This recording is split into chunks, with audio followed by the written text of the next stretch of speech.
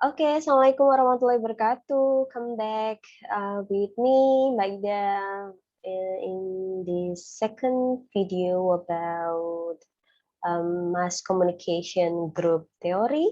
And this one is, the theory is agenda setting theory. Maybe some of you already know about this theory, but if you are not, then let's check it out.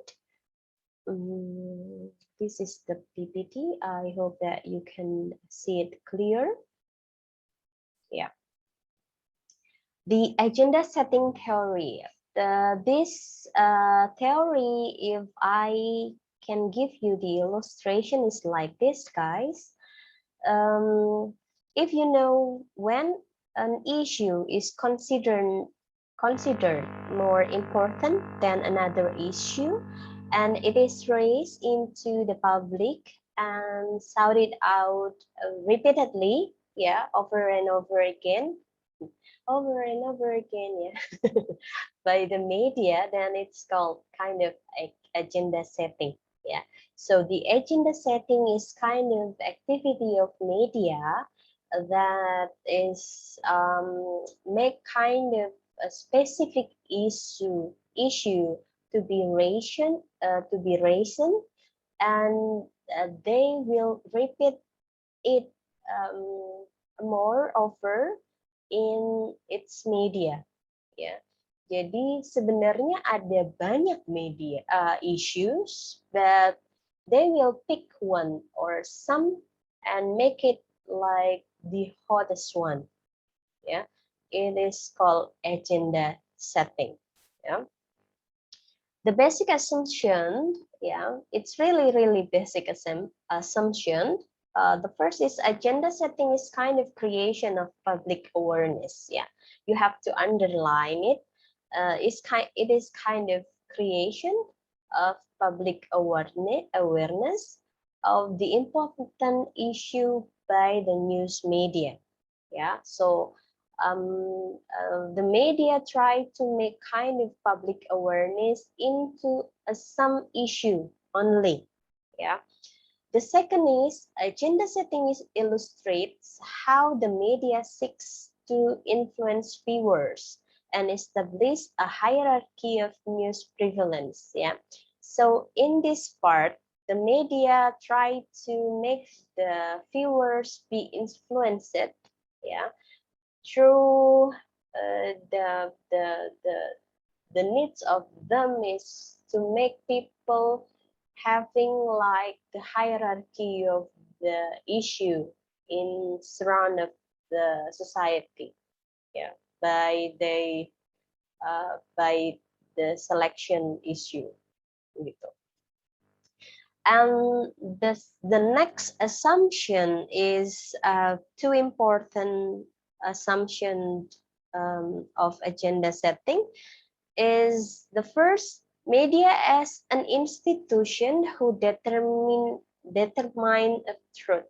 Yeah, people perceive that the information that comes from the media is true, even though sometimes the press and media content do not reflect the reality. They filter and shaped it. Yeah. For example, like media itu dianggap sebagai suatu institusi yang menegaskan tentang suatu realita atau kebenaran, ya, di mana sebenarnya itu tuh kebenaran yang ada di satu bagian kecil dari Indonesia saja misalnya. But then media blow it up. Media membesarkan itu dan mengulang-ulangnya. So in the other part of Indonesia that actually not having this kind of reality, it's also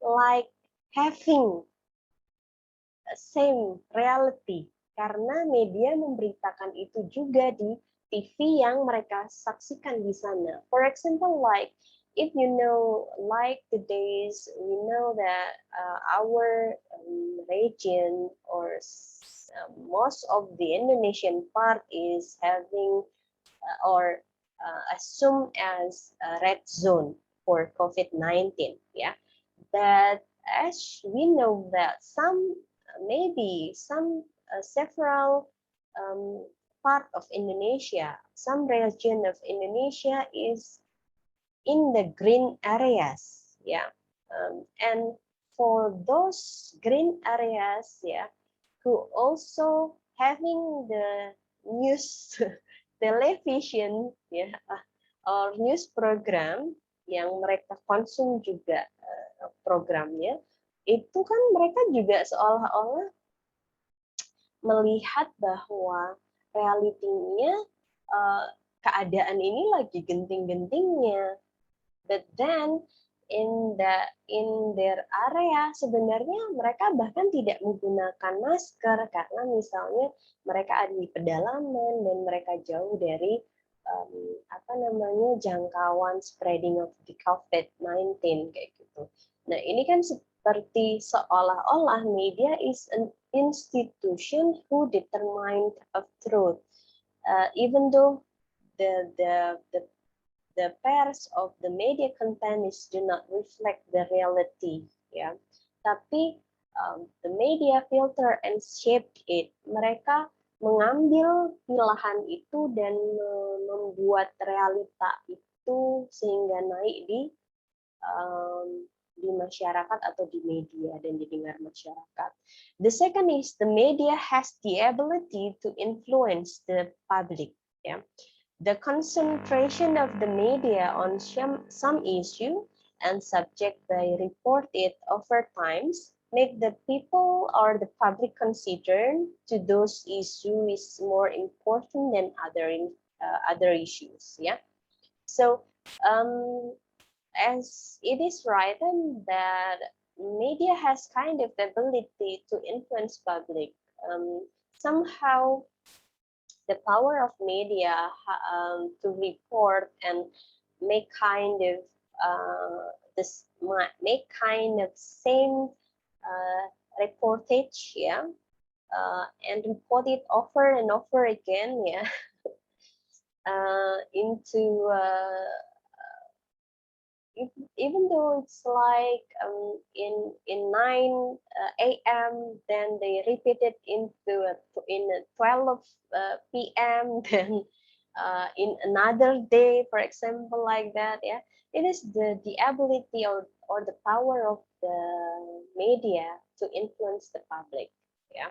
So as you know, kadang kita juga merasakan keresahan itu ya, di mana-mana di-upload, apalagi when we know guys, ketika tadi Mbak Ida yang contoh di propaganda ya, we know that nowadays mass media also having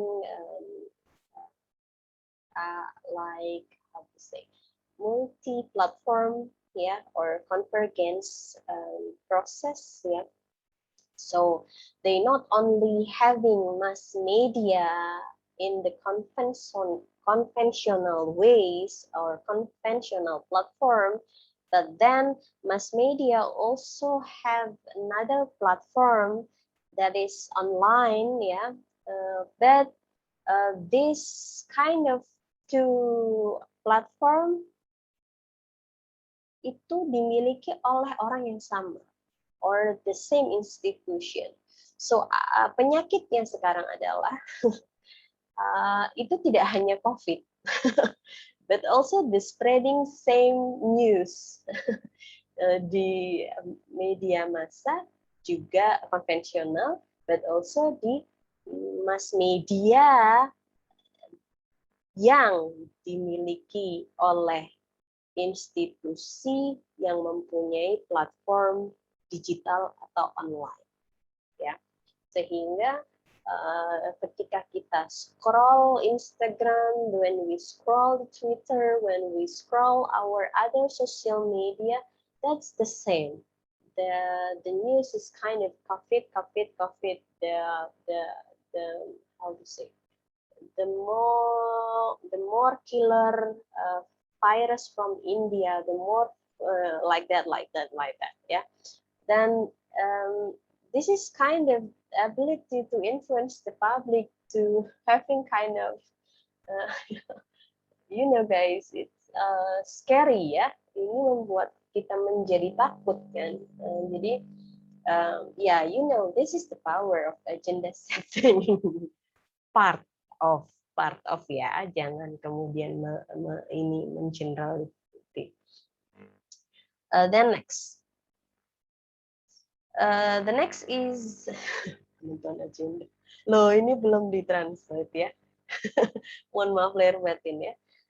So sometimes we know that actually we have kind of violence case of family itu banyak, but ketika case of this kind of case is done by public figure, then the media will raise it up ya. Dia akan mengulang-ulang lagi sehingga ini loh yang dinamakan bentuk dari agenda setting. They filter it up, then they mengangkat ini ke permukaan dan mengulangnya gitu. Jadi inilah yang dinamakan tadi the reality of televisi or the reality of mass media. Itu adalah sebenarnya reality yang tidak sama dengan reality aslinya, karena ini hanya bagian kecil dari reality yang banyak tapi kemudian dipilih dan dibuat gitu. Then the function of agenda setting, this agenda is as I said before, that it affected society and make the society concerned about some issue. Yeah. And it is kind of the step how the hypothesis or the assumption of agenda setting ketika beberapa tentang tahapan-tahapan ya, beberapa asumsi dari agenda setting yang Mbak Ida ambil ya. Jadi some in the 1958 newspaper is kind of prime mover ya, yang kemudian make the people tend to more having more interest on what is the newspaper consists or content ya.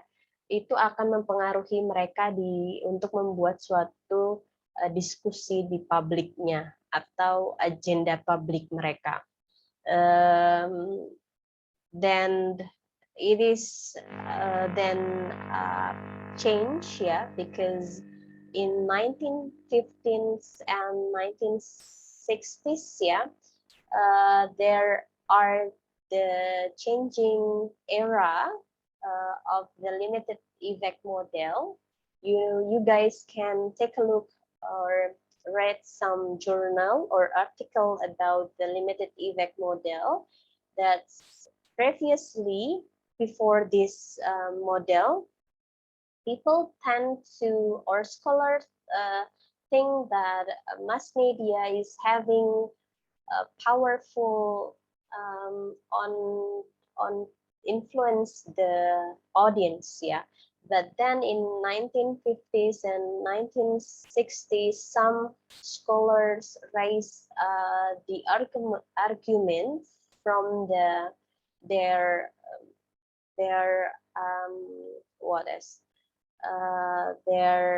research that mention or having data that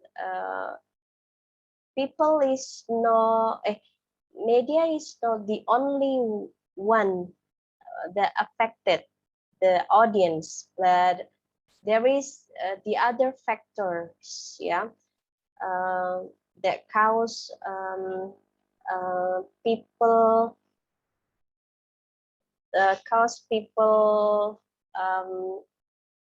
get into affected to the media itself, like that, yeah.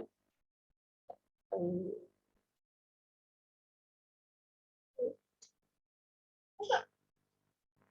okay, I'm sorry, I'm having a baby here. Yeah, and yeah, and I'm sorry before I also mengulang-ulang ya karena sudah mendengar teriakan. Ya, seperti itu teman-teman. So,